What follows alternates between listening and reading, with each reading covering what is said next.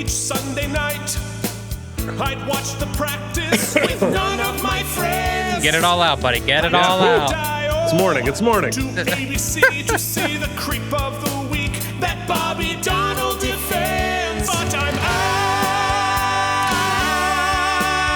out of practice. With your host, Keith Varney. Out of practice. And Michael Joseph Indiglio. Way back in high school, most every night, my mom watched QVC, so I missed the practice. There was no TiVo, what could I do? VCR it. 15 years, get fat, then streaming on Hulu. Out of practice. Has anybody noticed how crooked my nose is? I sure did this morning. Out of practice. Nothing more disappointing than knowing you made the shitty coffee. Out of practice. And welcome to the Out of Practice Podcast, a weekly podcast in which we discuss David E. Kelly's award-winning series, The Practice. This week, we are up to Season 6, Episode 3, Liars, Pokers, and we are doing this episode at 11-ish a.m. in the morning here on Sunday, March 28th.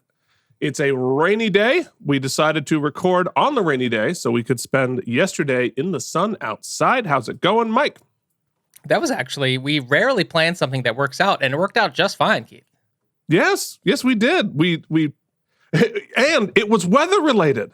Yeah. And future, not past weather related. I'm repping Wow. the Phillies gear today because when this airs, it'll be April 5th-ish, and that That's right. we will be in a 3-game set versus the New York Mets. So my wife and I are in mortal conflict right now. She is a Mets fan. I'm a Phillies fan. Rocking the baby blue.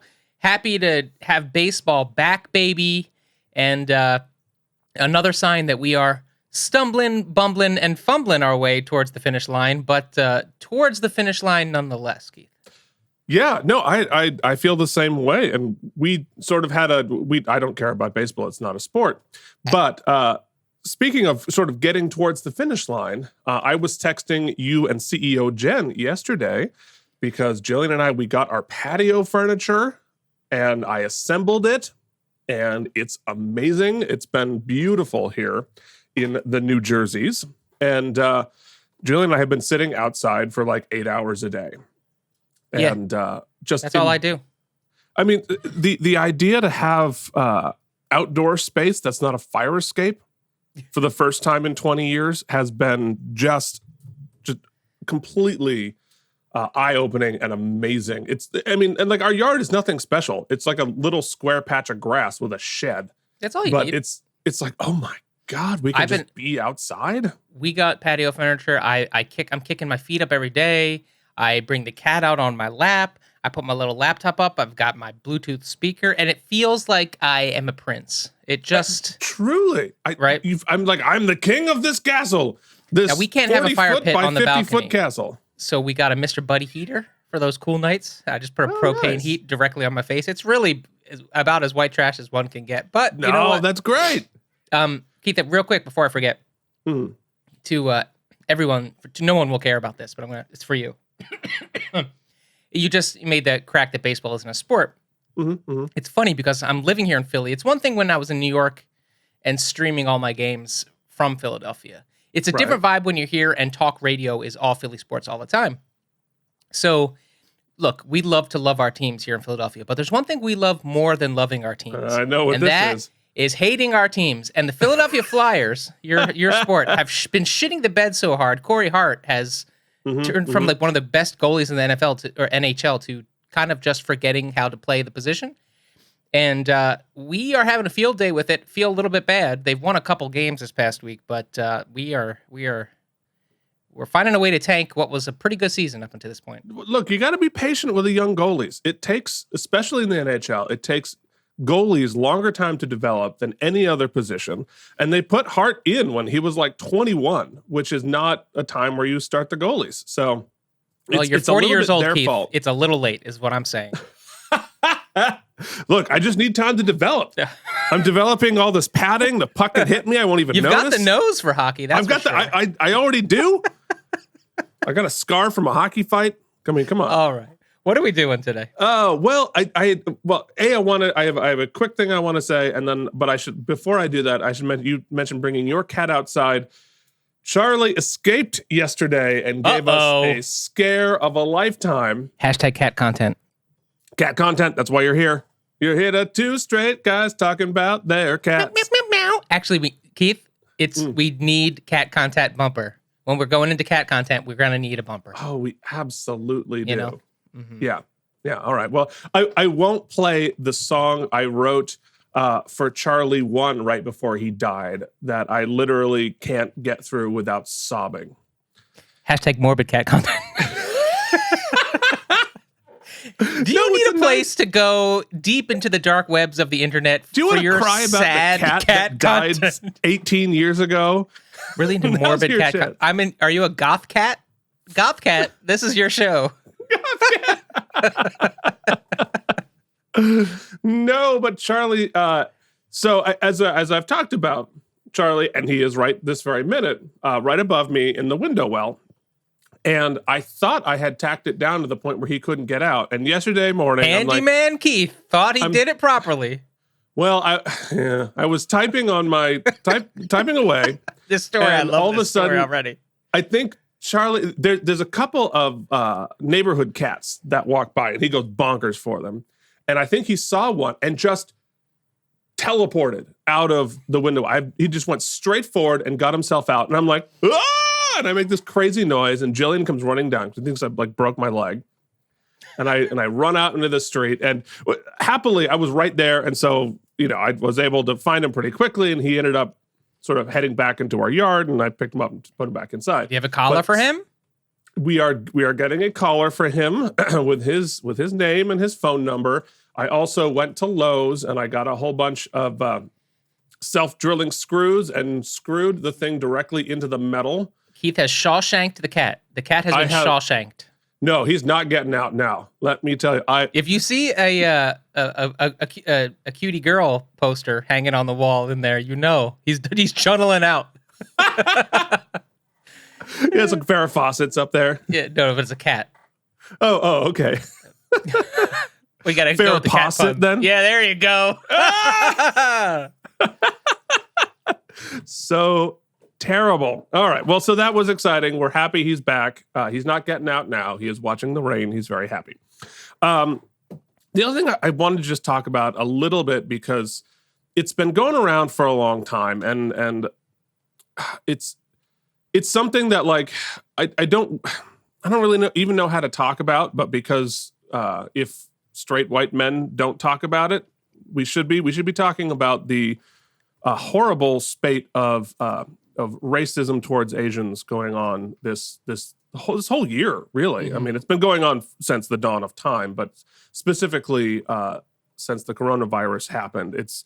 And a lot of my friends, my Asian friends, have been talking about it for a long time, and it's been a thing that's been going on for a long time this year, and it's really just getting ugly. And after the shooting that happened last week for us, because we're a week behind. Or ahead. We're a week ahead. But point being, I don't really have much to say about it other than stop. What the fuck's wrong with you? It's been awful. But I feel like it should be said everywhere, not just on social media. So there it is. We talked about it before, Keith, and this is not this is gonna sound way too woe is me for my own good. But I guess what my issue is that we're in such an interesting time where I think straight white men specifically are getting our due. I don't want to say comeuppance, but we're getting accountability. Thank you. We're being told to shut up, and I think that is probably the healthiest thing to do. I think we need as we're on our own podcast. But in the global sense, I think we need to do a lot less making of the rules and more following of the rules and observing and listening. when it comes to many things. But my biggest issue, the thing I struggle with sometimes, we've talked about it on the show, is that you and I consider ourselves allies. And finding the ways to do that in this climate that is helpful and not obstructive or counterproductive is I don't want to call it a challenge. It's an education, and I'm glad that we're both on it. Well, and yeah, I think so too. And there's an interesting dichotomy because there is both the obligation to do what you said, to shut up and allow other voices, and to, just get out of the way sometimes, stop dominating everything, but also an obligation to speak up and an obligation to, it's just like, don't just be not racist, be anti-racist, like actually take action, do things, use that privilege to do some good and to fight. And so there's a bit of a push-pull there. And there is a, those of us who are at least well-intentioned, we think, want to help, don't always know how to help. We want to ask, how do we help? And the people we're asking are like, we are so fucking sick of telling you how to help. It's like, I don't want to have to like baby you through stopping oppressing me and just figure it out. And so there's a lot of conflicting obligations. And I say that not as a complaint and not as a, like I said, woe is me, but as a really recognizing the gap in our accountability that has been there for so long, we don't even understand it. And there is there's an affirmative obligation to figure it out, keep working on it. And I watched a 30 for 30 documentary last night on Bruce Lee called "Be Like Water." I don't know if you watched that one. No, I haven't seen it. No, it's interesting because the Bruce Lee legend / bio is pretty well tread material at this point, but this looks at it through the lens of the roadblocks he faced because he was an Asian American, and how reticent Hollywood was to give him any lead role because of the way he spoke, because of the way he looked, as a commercial property, and what a struggle that was his entire lifelong, and he never got to see the benefits of it here in the States until his family luckily got to see some of that success after he had passed away. But it's an eye-opening look, and there are plenty of great documentaries. In fact, if you're a person in a community that you feel is underserved and you have any recommendations for things that we can watch or ways that we can help, we are all ears. Make sure outofpracticepodcast@gmail.com. Let us know. No, and I think it's I'm working on a musical that deals with racism a fair amount, and realizing, and I had to set it in 1980 so as to call to a time where racism being bad wasn't a controversial subject. It's like, the good old days when the racists were the bad guys, always. They were, anyway.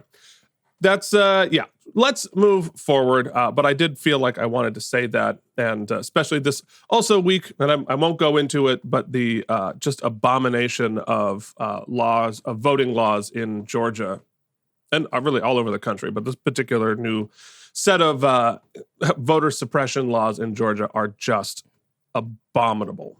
And I hope that gets resolved. Stacey Abrams, save us all. All right. Well, this has been your liberal white dudes talking. Let's move forward to everyone's favorite segment, in which we talk to Phoenix for half an hour, entitled Filings and Subpoenas. Filings and Subpoenas. Filings and Subpoenas. Filings and Subpoenas.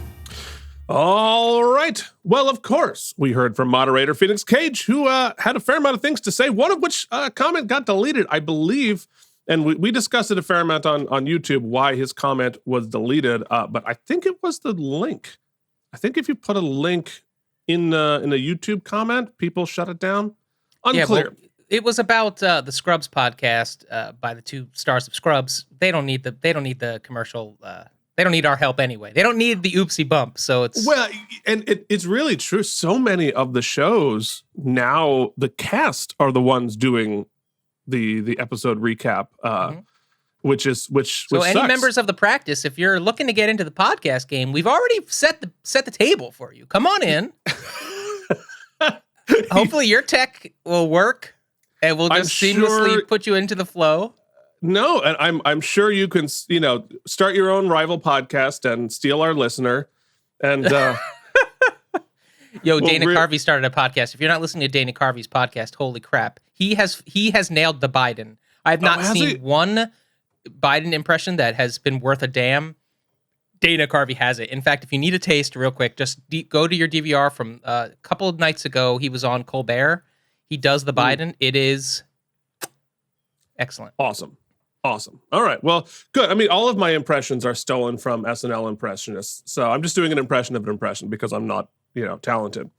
All right. Anyway, so Phoenix says, I'm an episode ahead on this comment, so I won't name any names, which is good because we're an episode ahead right now. Yeah, baby. But there are some great guest stars in 602. One of them saved my favorite Van Damme flick from ending up as a B movie. I don't know which movie he's particularly referencing, but I'm assuming it's Charles S. Dutton. We could probably figure it out. Bloodsport, Game of Blood, Bloodsporty, Dragon of Blood, Blood Kicking, Kick Bloody. Bloodsport was great. Yeah. Kick Puncher, yeah. They're all the same thing. Great. And he also says, I'm going to make sure I expand the whole thing. As I'm watching the recap in the next episode, a couple of things occurred to me. This is a good comment. I haven't read it. When the police arrive to the scene of a homicide and no one is saying anything, how could they rule out anyone as a suspect? Damn right. With the possible exception of their lawyer, everyone at that scene should be treated as one and tested for gunshot residue and trace metals. Obviously, of course. Not only would it be due diligence, but it would also strengthen their position against the one who they attempt to make a case against. A plan B against those were tested would lose credibility, and the daughter wouldn't have jumped up to claim she did it. The more I think about it, the more it feels like a plot hole, or at the very least, a convenient incompetence. And secondly, yes, Phoenix, you're 100% right. Yeah, the more I think about it, in fact, that on that point, hey, Charlie, I see him back there. The more I think about it on that point, you're a police officer coming in. Well, forget the police for a second. Just as a family, the daughter, right, and everybody, it wasn't just that the senator took a shower. Everyone showered. We saw it in the opening credits. We made fun of it on the podcast. Everyone was puking. They were showering. They were cleaning up. Then Eleanor came over leisurely. She let them take another shower. The police arrived. It must have been hours from the murder. And wouldn't the autopsy report have been like, this guy's been dead for a long time? Well, I think they did reference the fact that, they took him a long time to call the police. But, yeah, I mean, it's certainly the level of police incompetence was high. Pretty brutal. Phoenix continues. And secondly, Emmy Rossum is amazing. I watched Shameless years ago, and it was just okay. But Emmy kept me in it for 5 seasons. Random bonus fact, she got married at the age of 21. It only lasted 2 years. How about that? Now, normally I'd say, okay. All right, Phoenix. But since he is our official podcast moderator, we give him some leeway on his tangent. And are we nothing but just 2 hours of tangents? We are. This is literally just a tangent from our real life. Mm-hmm. This entire podcast. Also, on the Instagram, Charlie's going nuts. It's windy. On your inaugural HaikOOpsy, Leanne, of course, our founding sponsor and good friend Leanne Hart said, "Oh, for the love of God." Yeah, that's what everybody said. Is the appropriate response to the new HaikOOpsy segment.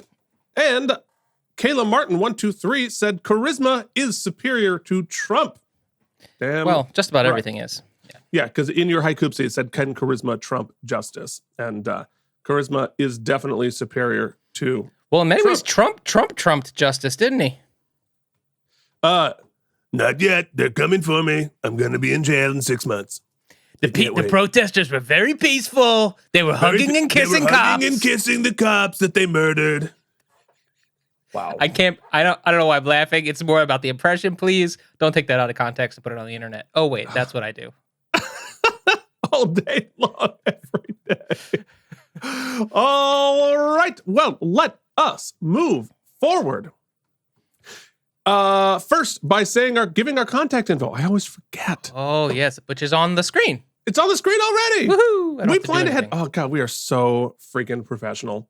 You can email us and join the conversation at outofpracticepodcast@gmail.com. You can find us on social media at Out of Practice Podcast on Facebook and Instagram. And so join up. And the other thing you should join. Wow, it's early. Oh my God, my brain is dead. Yeah, it's okay, buddy. The other thing you should join is join the jury. And you can join the jury by leaving us a rating and review on Apple Podcasts or any other rating services of your choice. And we will be so grateful. You will get your screen name up here with Judge Kittleson on the screen, on the YouTube every week. And you will help us find new listeners, which is a really big deal to us, at least, if not to you. It is now time to hop back into the time machine. We are going all the way back more than 20 years ago to October 7th, the year 2001. There was a heck of a lot going on. Let's find out what was going on This day in the basement. look at that. I never placed the little scroll for me thing. I've screwed something else up, but you know what? We don't always need that thing. Sometimes we go right into this, you know? Nobody watches this. Everyone's listening on the podcast. Yeah, you're right. You're damn right. Who wants to go first today? You go first. Okay. You always go first. That's the rules. You're right. You gotta follow the rules, Mike. We got to follow the rules. But Integrity. I gotta Nothing if not integrity. It means I have to hit some buttons. Whoa! Look at that. Ooh, look at that button. That's a button. That's Yeah, a button, looking baby. good. Oh, that's wrong though. Mike smashing buttons. You're here for cat content and Mike hitting the wrong buttons. Keith, you remember last week I was New York dreaming, Yeah, you sure were. and this week, baby, I made it. Oh, look at that. Was there that it is. where your dorm was? That was my specific room. Oh, shit. Now, Was that a walk-up or did you have an elevator? Oh, there was an elevator, actually. There was an elevator. And so this was at the time called Hayden Hall. Now it's Park 79, and it's much nicer. And it was a combination. Now, I don't know if any of you watched that Netflix thing about the Cecil Hotel. I did. Yeah. So what this building shared with that Cecil Hotel is that it was a combination dorm room / single night occupancy Murder village. Hoboville, yes. So that you'll see 1, 2, 3, 4, 5, 6 windows. There were another 6 windows on the back for 6 other apartments, and we all shared a bathroom on the floor.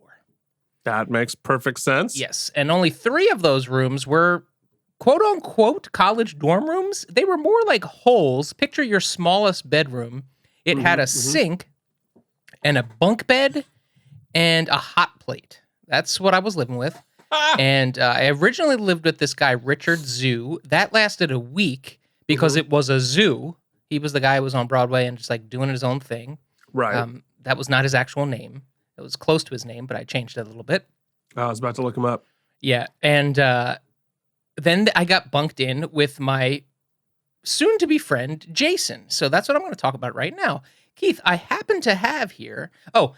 also to note, we would have to... The sink, you couldn't get any... The sink in our bedroom was so small, you couldn't actually get anything under it.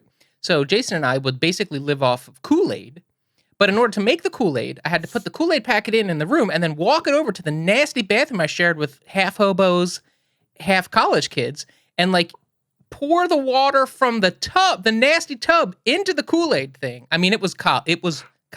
And the crazy thing is, like, that neighborhood now, yeah, it's like everyone's dog can buy and sell. What we were paying, I think it was like $990 each for that little hole. Okay, so this is on 79th and Columbus. So I was a stone's throw away from the park, what we used to call the dog zoo, because there was like a dog run in the Natural History Museum, but it was all covered by fencing, so it was basically a zoo.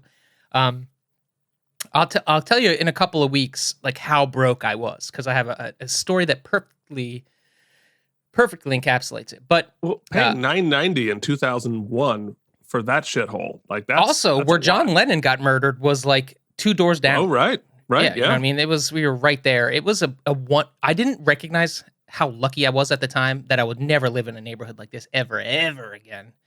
But it was close to school. School was down on 73rd Street, so anyway, it was a stone's throw. That place was just disgusting, but it was my first. And I had.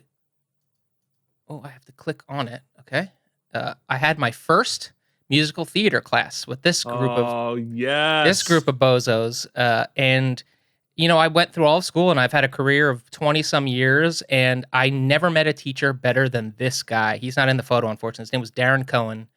He still coaches in New York City. He is just the greatest, and he had a way of peering into your soul. And what's interesting is, first day of class, we had to get up and tell a little bit about ourselves and our home life. And of course, it came up that my dad had just died, and I moved to New York City, and I was kind of working through it. And he's like, okay, there's a song from Working called Fathers and Sons, and now you will learn it and sing it for tomorrow. And I was like, but, and let me tell you, the lyric of that song is basically a father. He recognized I needed some therapy, so he found a song where I would be the father speaking to my kid.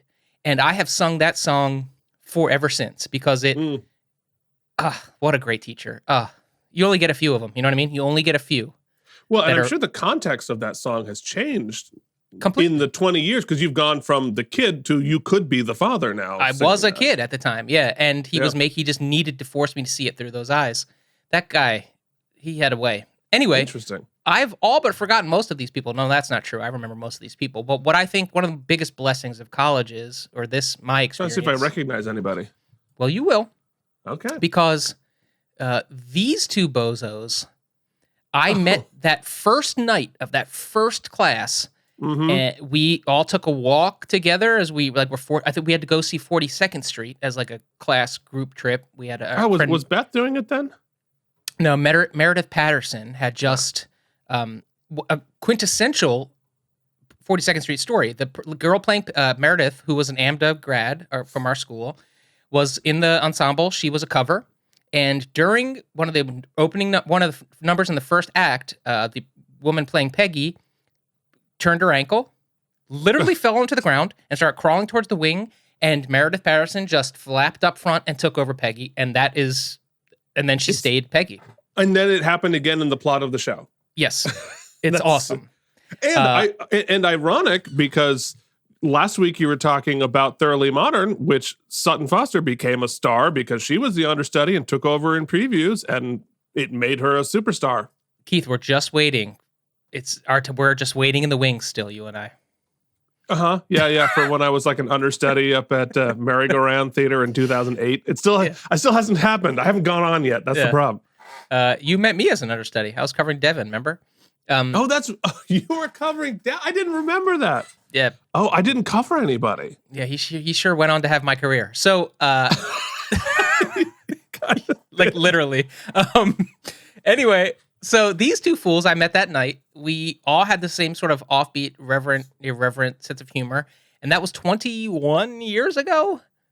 20 years ago. Yeah. Yeah. And the three of us have been best friends ever since. And here's us in college at the top. And then there's us at Tina's wedding in the middle. And then there's us at my wedding at the bottom. Cute. You'll notice my friend Jason does not age. No, he doesn't. What the hell? He is still a child, and I despise him for it. And then just a few years ago, I was at your We wedding. went back. Oh, did you really? And that's us in front of the building we all met at. And then Keith, we snuck in to Amd. We were not supposed to go in, but we snuck in. Oh, hell yeah. And what is hysterical is that in one of the back walls, you can't see it here, but one of the back walls in like a corner tucked away on their wall of fame, they forgot to take down my headshot from Titanic. Which is where I met you. That's right. And Only a couple of years later. Yeah, which makes me laugh because I think we might see another headshot a little bit. Yes, we will. Oh my God, we're so in sync today.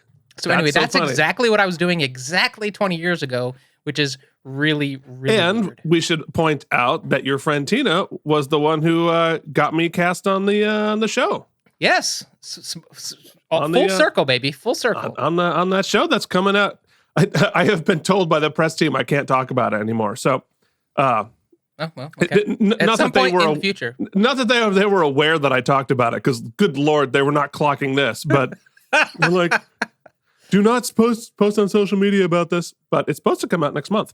Oh, great. Anyway, so yeah, how interesting. Small world, very, very small world. So for my This Day in the Basement, I have a little odds and ends section because happily, I now have access to my email. Oh, that's so awesome. I checked. I from do that not. time. So I have so much more information about what was happening at that point than I ever knew. So a couple things happened at that point. My younger brother started playing for the Twin Cities SaberCats in Junior A ice hockey in the beginning of his junior hockey career. And so I got an email that day with a report from all of the hitting. He was a tough player, man. I would not want to play against him. He was a murderer. When he was playing for the Twin Cities SaberCats, he would go on to play for two other teams before playing in college hockey. So that was cool. I saw my eBay receipt and I purchased a monumental 20-inch Zenith television on eBay. CRT? Oh yeah. Oh, yeah. Oh, because their HD at this point was like $12,000 for a 30-incher. And I paid $107.30 for the 20-inch Zenith television. Now, I remember that TV very well because it had a cracked motherboard. Mm. And so the only way I could get it to work is I cut a hole in the back and duct taped the motherboard down a little bit at an angle so that it would sync. And it shocked me every time. And I can't believe I didn't die. Like, that was a hazard in every possible way. I don't know what I was thinking. That was the stupidest thing I ever did. So the next thing I'll do. Maybe on the list, Keith, but stupidest? No. Stupid. Well, it's up there. Now, before I reveal the headshot, I want to talk a little bit about this day. It's a bit of a spoiler for this day in the world, but October 7th, the year 2001, was actually the first day of the war in Afghanistan. It was the beginning of the bombing that night. And in fact, when we talk about the Berlin Free Press, it hadn't even started. So the headline was not right. It started after the Free Press printed. But because we were less than a month after 9/11 and we were about to start a series of wars. My mother sent this. And speaking of racial hatred these days, this flyer about the horrible, unjust hatred that was happening to all people of Middle Eastern descent, whether they had any relation, which of course, all of it's wrong. I mean, it's like, pointing out the difference between being a Sikh and being a Muslim. Not that it makes any difference, even if you are a Muslim. But just like the unbelievable amount of hatred that was happening at that point that went on for years and years and years, and reminding everybody that we have plenty of homegrown terrorists, which we are seeing literally this week, that are white dudes just like us, and we don't beat them up all the time and assault them. So, but it was interesting, the parallels going on, and that this was the conversation going on in my family at this point as this war began. I'm glad we solved that. But on a lighter note, as I was preparing, I mentioned last week, I was beginning rehearsals for Transformations, the atonal opera, which I believe I might actually be able to get a clip for next week. Yeah, damn right you will. You're damn right you will. We'll see. Well, my father's transferring it on VHS to digital, so we'll see if that happens. But in order to do this opera, I needed my first headshot. And so I had a friend of mine who was also an opera student and in the opera with me, had a camera, an old film camera, and took my very first headshot. Ladies and gentlemen, Mike Indeglio, with much joy in his heart, now gets to fade from Timothy McVeigh and Osama bin Laden directly into Osama bin Keith. Yes, there it is. There is me with my late 90s, early 2000s goatee, which I thought was the manliest thing in the world. You were like, you know what? I want to be Vincent Price. And so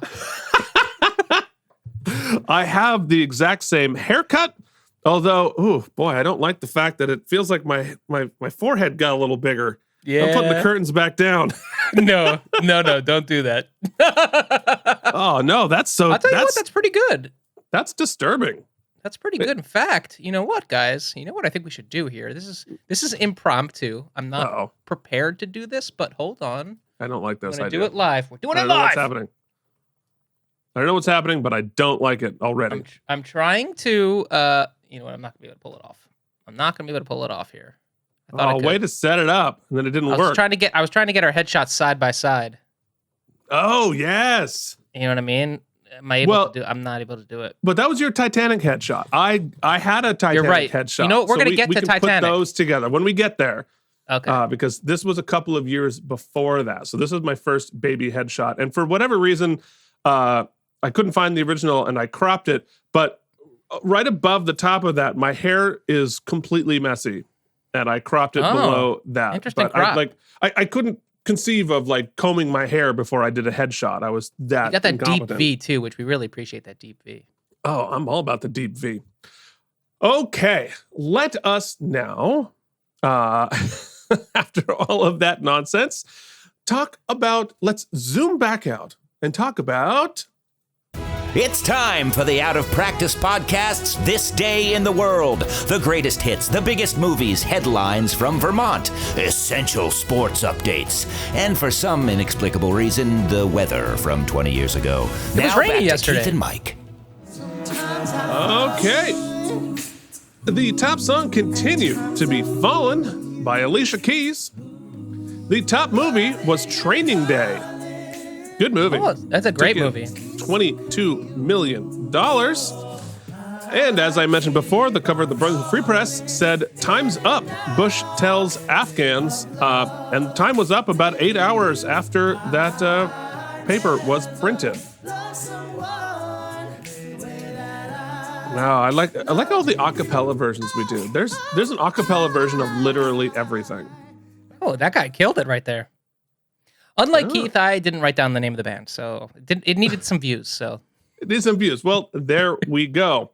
All right, I'll tell you what really needs some views. Absolutely. Our very best segment entitled It's time for Sportsball. The New York Football Giants knocked out the Washington racist names 23-9 at Giant Stadium. The game was tight before a fourth quarter touchdown from Collins to Dan Campbell, followed by a 24-yard interception return for a touchdown by Jason Sehorn. Meanwhile, the Eagles lost a squeaker to the Arizona Cardinals 21-20 in Philly. Jake Plummer threw 2 touchdowns for Arizona, and Correll Buckholter rushed for 134 yards. For the Eagles. You remember Correll Buckholter? I do remember Correll Correll Buttholder?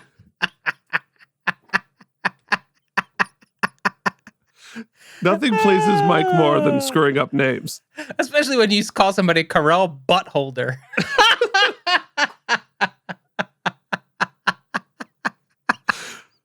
We're children. We are. I was going to say, children. the NFL is really having a field day with quarterbacks right now. Yeah. It's craziness. Yeah. Crazy. Yeah, I'm excited. I'm actually optimistic about my New York Football Giants for the first time in a while. Yeah, but sure. every time you go on a big free agency spending spree, it blows up in our face. But every time I'm excited, and I'm just going to get that bomb right on my face. Maybe you can straighten out my nose. Okay. Thank you for all of that. It is now time for... I'm a human being. God damn it. My life has value, and I'm not going to take this anymore. It's time to talk about the damn episode. This episode, entitled Liar's Poker, is Season 6, Episode 3 of The Practice. It was written not by series creator David E. Kelley, but by Lucas Reiter, who last wrote on Killing Time, last episode, Gardner Stern, who is joining the writing staff, who wrote on Chicago Hope, Law and Order, NYPD Blue, and Las Vegas, and Jonathan Shapiro, who last wrote on Poor Richard's Almanac. It was directed by Dwight H. Little, who last directed on Hammerhead Sharks, Massachusetts indeed, which leaves us with only one more thing to do, and that is...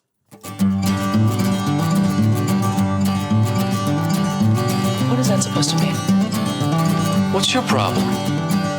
Is this what happens to women when you insert your penis? What? What does Mike think's gonna happen?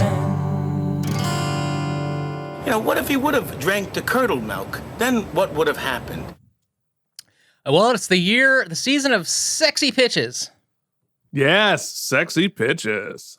Okay, so, Liar's Poker, this is drawing me back to, you'll recall last episode, Murder Clothes wife. When you combine wives and wife into one word, it's wive. So Wive. Murder Clothes, why can't I speak this morning at all? I can't even form words. No, you speak about as well as Corel Buttholder runs. So you'll recall that Eleanor and Murder Wife were really calling each other's bluff last week. Murder Wife was like, "I'll sue you if you prosecute me," and Eleanor was like, "Watch me." And they basically that's all they did all episode was like, And then we saw Dylan Baker in prison, and he was just like, apparently going to prison makes everyone crazy. Yeah. Anyway, I think we're going to go back into that arc. We're not going to do a whole season 5, 15 episode thing with this. We're going to wrap this case up this week. And I think what we're going to do is to make it sexy, Keith. Okay. Give us the pitch. Eleanor's going to press charges, right? But Murder Wife, in an attempt to corrupt the system and help herself, starts making hard, thirsty passes at none other than DA Helen Gamble. She starts trying to get in Helen's pants. It gets a little steamy. I don't know how it turns out, but that is a wrinkle in the case. There's a sexy wrinkle with Murder Wife. I'd like to and Helen. point out that the season 6 is actually the season of big pitches, not sexy pitches. Oh, well. Mike is thirsty. So 1 week only, baby. You're getting that sexy pitches. So I said buttholder. So it's my own fault for opening the door for Mike to make everything sexy. All right. So now all of your segments for the rest of the episode have to be sexy. Okay, that's only fair. It's only fair. That's such a mess. All right. Well, folks, it's time for you to hop over to your podcasting service of choice and listen to us watch Liar's Poker. We'll see you later. And sexy. And sexy. And we are back, baby. Yes, indeed we are. We have just watched The Practice, Season 6, Episode 3, Liar's Poker. And just for all of our edification, let us remind ourselves what happened in that episode, but, sexy. in a segment we call Mike has 30 seconds to remember what just happened on the show. Oh man, the coffee sucks and Rebecca drinks too much of it. By the way, did you know Jimmy's a degenerate gambler and he owes a lot of money to Jeffrey Tambar, who's got him by the balls? And Lindsay goes to new DA and she's like, oh man, my guy is innocent. He's like, oh, actually, I think he did it. We should take a plea deal, even though guess what? Rod Livingston knew that bitch was dead. The witness was dead. Guy takes a deal. And even though the judge is disgusted, the guy goes to prison anyway. Guess what? Tambar kills his wife and Jimmy's like, oh, fuck. Well, I don't have any questions for you as to why that was sexy, but I do have a question or two for Jen. Is that how you wooed Jen? Wow. Speaking of sexy, I got to tell you, this is a little inside baseball. Mm-hmm. So Jen is a big fan of, for some reason, when I go, we are baby. Sure. Just that that voice, and I was like, nope, neither her nor probably anybody listening. I just stifled so many things I was going to say. Do you know what that is from? That is a total rip. Obviously, nothing is original coming from me. Yeah, baby. It's so I was a big fan growing up of the Leisure Suit Larry games. Speaking of unsexy, oh my god, yes. And in Leisure Suit Larry 7, Love for Sale, there was a mini game in which, at the time, Where's Waldo was taking over popular culture, you'll recall, which is a little man in a red and white striped sweater where you try to pick him out of a crowd in these books. So Leisure Suit Larry 7's Love for Sale's quick riff on that was there was a mini game that you could or could not participate in. It didn't matter. It was just like a total side thing. There were these little dildos that were red and white striped that were secretly hidden, like a seek and find, all over the game. There were, I think, like 45 of them. And if you found one and you clicked on it, it popped up on the screen and went, yeah, baby, just like that. So somehow that implanted itself in a neuron. And when I've begun this, We're Back Babies, it has taken that character. So now that you know, now it is sexy. That is the deepest cut. I mean, how many of our audience actually even know what game you're referencing? I've never played it, but I am like tangentially aware of it. But what's even funny about Leisure Suit Larry, guys, and being too young is I played it when you were supposed to be 18 or older, but of course I wasn't. I was a child. And but the way they did a check for that was like it was a random political Q&A. You had to answer 3 politics questions that would like maybe prove you were over 18. Yeah. Oh my So you would have to like, because there was no internet at the time, you would have to go and like figure it out or just trial and error until you could get into the game. Was it multiple choice? The original ones were, yes. Yeah. That's amazing. That's amazing. All right. Well, we've learned so many things. Now it is time to take it down. Let us all meditate together. Let us all focus and bring forth the energy of the show in our favorite new segment entitled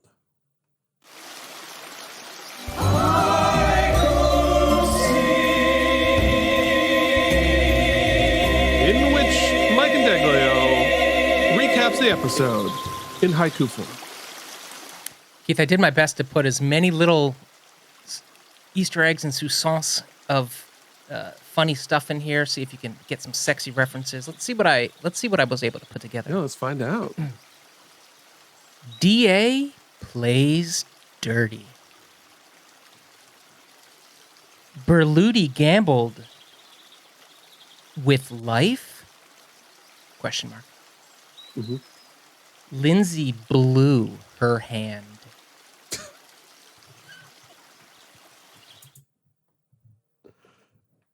Great.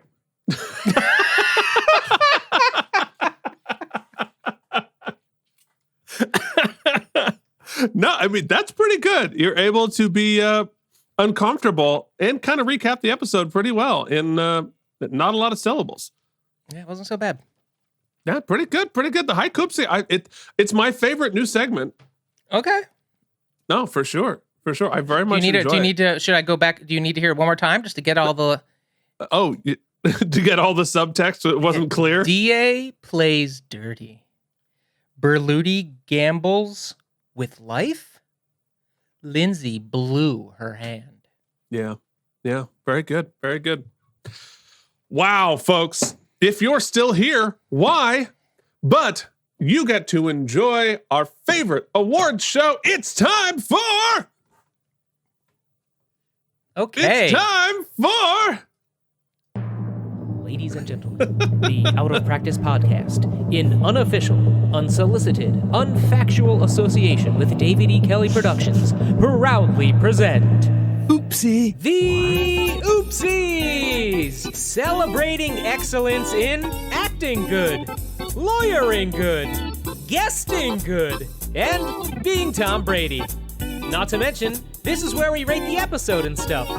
Now, here are your hosts, Keith and Mike. Bow.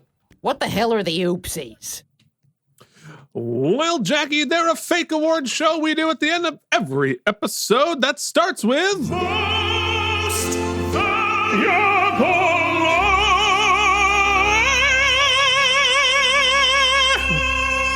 Yeah. Yo, this episode was chock full of people not being good lawyers. It's really true. I mean, Bobby attempts to be a good friend. Lindsay attempts to do the right thing at every corner, and pretty much comes up short. I guess for us, Keith, whereas Alan, the new DA, played by Ron Livingston, faces his biggest moral quandary of the season, you and I face our biggest moral quandary of the season, because we basically are up against saying that Lindsay, because she attempted and though failed to do what was best for her client, versus DA Allen, who wins the case, gets the conviction of the kid, even though it's pretty clear it was he went about it underhandedly. Though we don't know for sure the kid was innocent. For all they know, they do believe he was guilty. I mean, aside from the eyewitness, yeah, maybe they didn't have a case, but they still believe he did it. So, yeah. I don't know where we come down on this, but I still give the edge here to DA Allen, even though I hate to do it. I feel dirty doing it. I think he was the best lawyering. Well, I think that's some very astute analysis.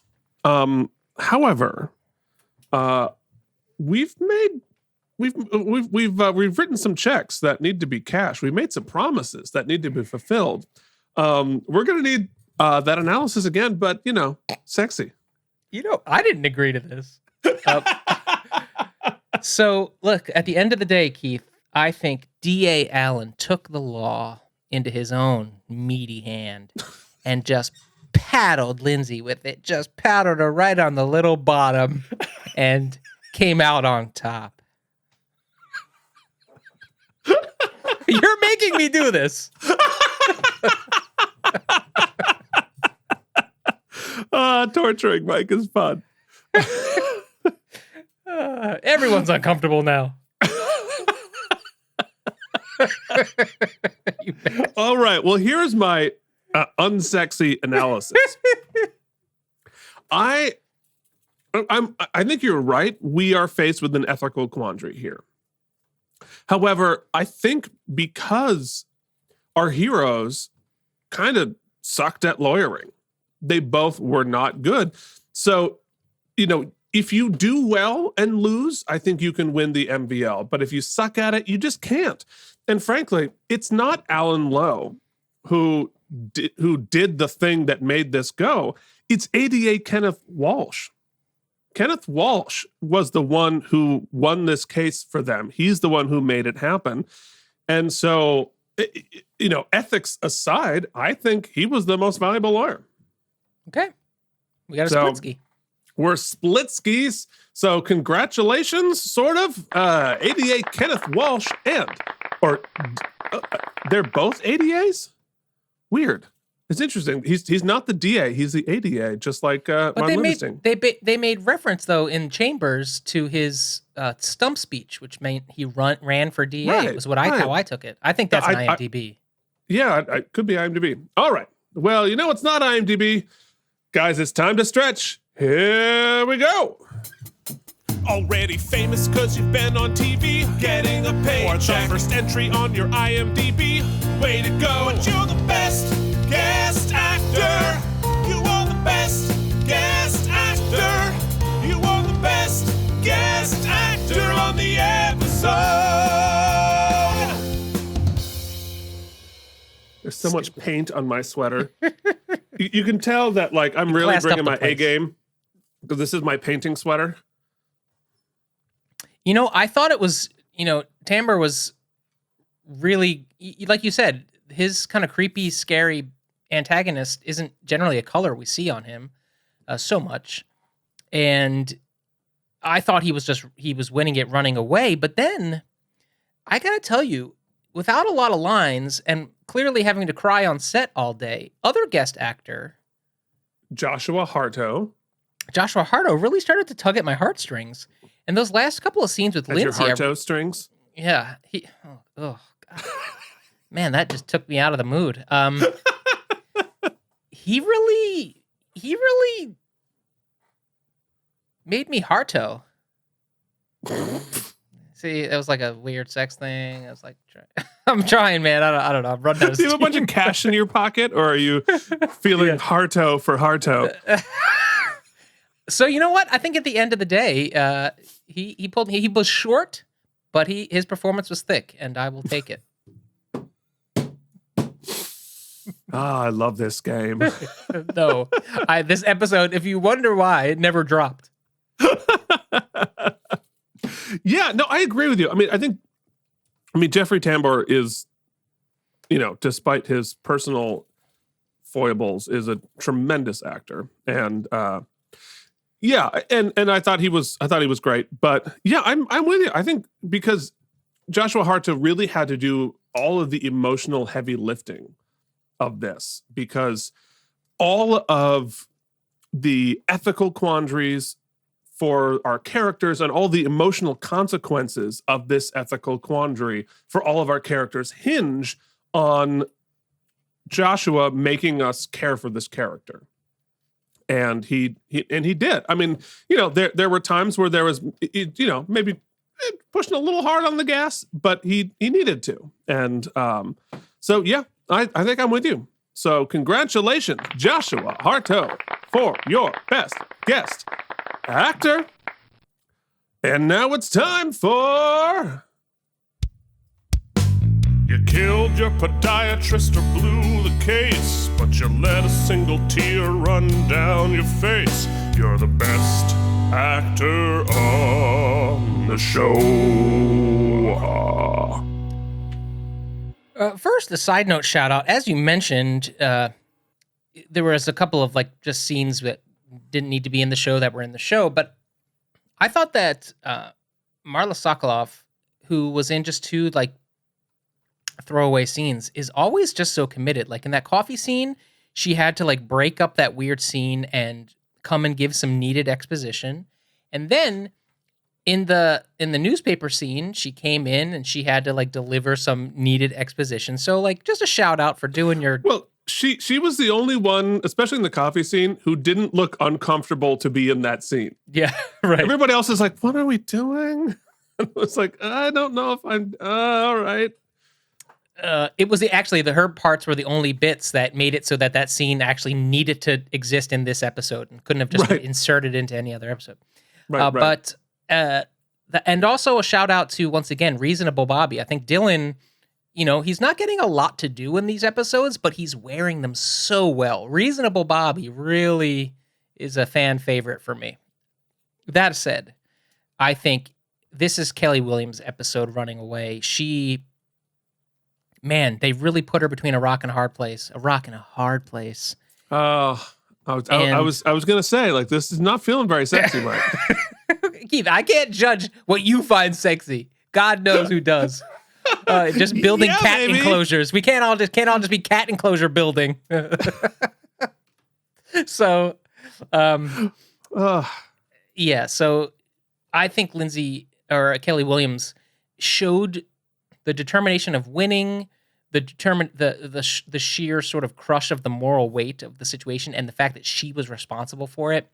And then what I thought was really beautiful was when she thinks, you could see in her performance, and sometimes, Keith and I value silent performance better than with lines, that she thought when they were in chambers that ruling was going to go her way.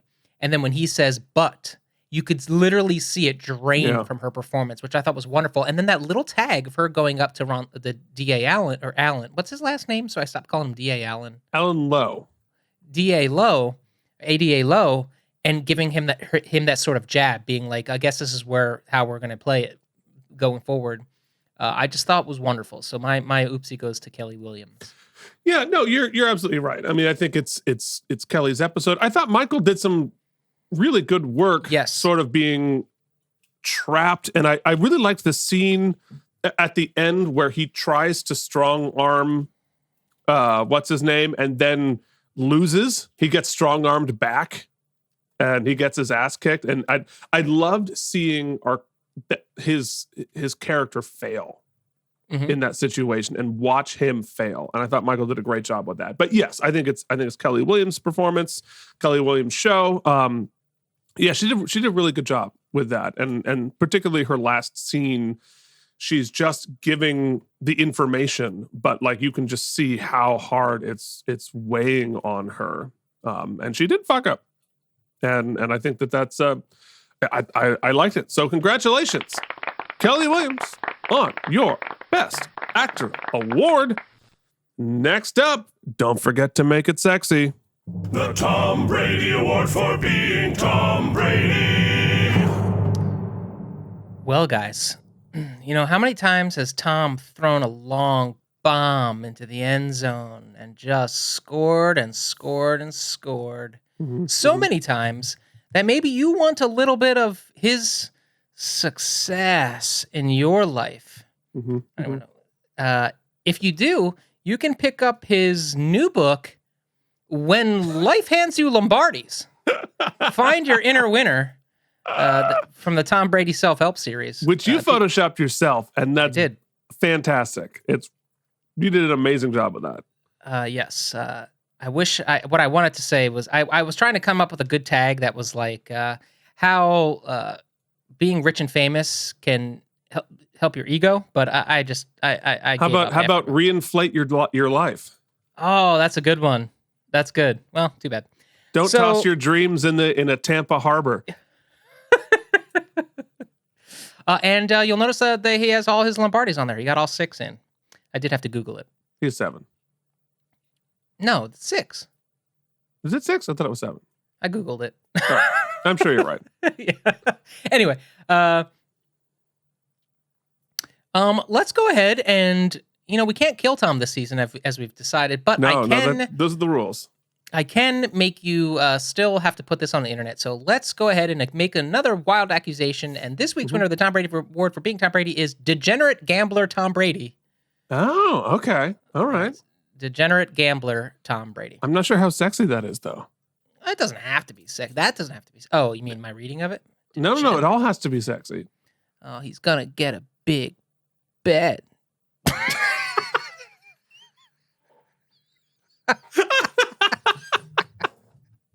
I fucking hate you, man. Because there's so many sound clips I just suspect are going to get snip, snapped out of this thing. Oh, my God. Wow. All right. Well, congratulations, sexy, degenerate gambler, Tom Brady. Yeah, put him in lingerie. All right. Now it's time for... Ladies and gentlemen, it is time to announce how many spare tires this episode gets. Well, folks, it's just you and me now. None of that weird sex stuff Keith's making us do. Let's get down to the nitty-gritty, shall we? Here's the thing with this episode. Yeah, it's 11 o'clock in the morning. Yeah, I'm a little tired. And yeah, Keith made me be thirsty the whole time. Made you? Yeah, Keith. Somebody brought the thirsty to the table. The desert was not brought by me. You're not on camera. Get out of here. Shoo. So, I really like this episode. Right from the top, I loved that we were posing that moral quandary to Ron Livingston and D.A. Allen Lowe because he's new, right? And we haven't seen what makes him tick yet. And this was a great way to kind of see into the gears turning. And I'm interested because unlike Helen, who we came to learn her is a bit unscrupulous, D.A. Allen Lowe has a little bit more. He's a little more Lindsay in him than Helen currently, but nonetheless, he did the dirty, and so that's let the cards fall where they may, let the chips fall where they may. I'm trying to conflate so many analogies. So my problem with this episode, and I loved that A case. I loved the case all the way through. I like how it resolved. I like the performances clear through. I like that Lindsay lost. I think it tells a much more realistic tale, and it carries more punch for, I think, the kind of questions that David E. Kelley likes to raise, right? It's not always the good guys win. Sometimes we get that, but a lot of times we get the sort of the questions are raised, and then even more questions are raised because we lost. We don't just get to win everything. Although he does do the David E. Kelley trope of, I'm just going to have the judge say what my actual opinion is in chambers, yada, yada. My problem here is that there's no reason. Look, even the Jeffrey Tambor case is interesting. The bookie who makes a threat to kill somebody while he's. What's interesting though is that it feels a little bit redundant. Like it feels like the whole Richard Bay arc cribbed a lot of this, or we cribbed a lot of this from the Richard Bay arc, and that did it better. So in order to kind of color it, they put Jimmy into this predicament that is. It just feels out of nowhere. Not that it's unrealistic that one of them would have a problem, but we've never seen a hint of it in any other season. Jimmy's never stressed any other time. We've never seen him be stressed. And it also colors all of the other cases he's done where they've won money, where he would be more incentivized because he's got this illegal gambling debt on the side. It throws... It sort of like retcons plot into previous episodes that is unnecessary, and it just, I mean, other than now he feels threatened that he needs to come up with this money, it just like it's another harpoon into Jimmy's character that just feels unnecessary and it just a little gross to me. Maybe you'll have a differing opinion. It just feels shoehorned. Michael Badalucco performs it, shows those stakes, shows the pressure. I thought the scene between him and Bobby was beautiful and shows their friendship. And I love that we brought back up, that he thinks his legacy, the therapy going into Jimmy's brain space is interesting that he's got this. He's like, look, I started as a degenerate and I'm just continuing that legacy, I guess. But we've done so much to have him win some cases and be the good guy and to resolve that this just seems like a step backwards. I didn't love it. And so I'm dinging the episode a bit for it. I'm going to give it 7.33 spare tires. Yeah, I think to piggyback on your Jimmy's legacy issue. Nope, like it's just me all the time. No Keith. No Keith. Yeah, what the heck? You shoot me, Keith. And now you know how to get to my. You're going to play the OOPSY intro every time you do when you try to get to my one shot. You're absolutely right. You're damn right. That's exactly what was going to happen. But not this time. See, I protected you. Yeah, I think that the Jimmy legacy issue. Jimmy introduces in this episode a lot of different things, all of which would be interesting to be for the character. The gambling thing, that's interesting. His concern about his legacy, about how he started with the firm and how he began as, somebody who was not successful and did the Jimmy the Grunt thing. And if they had continued that theme of Jimmy wrestling with his past, wrestling with his legacy throughout the series, I think that'd be really fascinating. And if we saw him battling like low self-esteem or low self-worth, which maybe led him into the gambling angle, I think that'd be a very interesting story to tell. The problem is they haven't told us that story. The last 3 seasons, we've seen Jimmy as very confident and competent and successful, and there was no hint of him struggling with this. And it just sort of comes into this episode abruptly, sort of like you said. So yeah, I mean, I like that story. I wish they had told that story. That would have made Jimmy a more interesting character to be wrestling with this. But that's just not what they did. Another issue that I had with the episode was the whole thing rides, Lindsay's case, the whole thing rides on this kid being innocent, right? So all of the emotional stakes, all of the DAs are behaving badly, are predicated on this kid's innocent. But we don't have anything in the episode other than Lindsay's word that he's innocent, that he's actually innocent. And, we see him throwing, stuff off the table early on, and Lindsay just didn't bat an eye about it. And so he has a propensity for violence, at least in some level. And so if the story you're telling is this innocent kid got screwed and look at this miscarriage of justice, I understand leaving it a little bit ambiguous, but I think the episode's point of view is that we're supposed to take it for granted that he was innocent, but they didn't give us much. That's fair. To believe that. If the episode wanted to make it ambiguous, then that's fine. I think that's a perfectly interesting story to tell too. But especially by the end, and we're sort of fading in on his face, it's clear the episode's point of view is he's innocent. But we could have used more than just Lindsay's word. And maybe there's a scene that was cut or whatever. Another weird thing about that story was the red herring about his mother not showing up to his trial. Yeah, what was that about? Right, because they made a big point of bringing that up, but then it goes nowhere. We don't ever find out why she didn't show up at the trial. We don't ever see consequences of that. It's just sort of brought up as an important thing and then discarded, which was that's a good point. Like, what happened with that?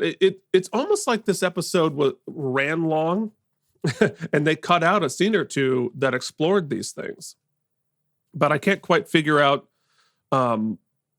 why. So yeah, I mean, I think I'm with you. It's a fine episode. I liked a lot of the beats, but it didn't quite come together, I think, the way they intended it to. And as a result, it's average. It's okay. It's okay. But it could have been a lot better. So yeah, I'm going to give it 7.12 tires because it's not a bad episode. It's a good episode. It's a perfectly fine episode, but it's not one that I've been like, I want to go back and revisit that case or and it feels like we'll probably go back to it at some point, right? Because we have to find out how it pans out with Jimmy, right? Well, yeah, one would imagine. Yeah. So we'll see what happens with that story that might inform some of this. But yeah, I mean, it feels like it's not an episode I'd go back to. It's going to fade. I'm going to forget this episode even happened. Do we need to talk about this? Oh, we obviously have to reveal the Easter egg. Obviously. So is that from Max Hedron? No, that is Peggy Miley, the old lady who died in Star Trek Insurrection. Oh, I should have known it was a Trek. Of course. That was in the opening scene with Picard in his dress uniform. He had to put the stupid thing on his head. Okay, well, there you go. In 10 forward. So there it is, folks. All right. Folks, you have gotten through maybe one of the more ridiculous episode of the Out of Practice podcast, including I forgot to update the episode number on our slate there. Oops. It's not episode 2, it's episode 3. Well, we're liars. If you would like to email us and complain, you can get us at outofpracticepodcast@gmail.com. You can find us on Facebook and Instagram at Out of Practice Podcast. We could do us a huge favor and review our show on Apple Podcasts. Leave us a rating and review. Maybe not about this episode, but maybe another one. We'd really, really appreciate it. This episode of the Out of Practice Podcast is brought to you by our sponsors, Jorge Navoa, Cloud Lover 69, Leanne Wrights, Jennifer Masanova, and Kari Kuhn. Did you know you can join them? And your money and donations go to learning us how to change the things to the right numbers. So Go we to need more learning money. us how to change the thing? Do you ever wonder, can this be sexier? Can it just get sexier? Well, we need your donations to do that. You can do so by dropping us a one-time donation or a monthly contribution. You can find the links to do so in our show notes. Keith, it's your turn to be sexy. Give me your sexiest laser sounds. No. You son of a... Lasers. Everybody just picture Keith getting pegged by that old lady dressed in her insurrection costume. Let's just picture it as we slowly fade to... I'm turning off my camera. Laser sounds.